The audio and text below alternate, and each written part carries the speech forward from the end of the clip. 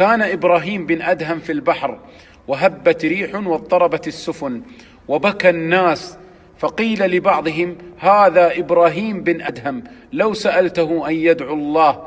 وكان قائما في ناحية من السفينة ملفوف رأسه، فدنا إليه وقال: يا أبا إسحاق، ما ترى ما فيه الناس؟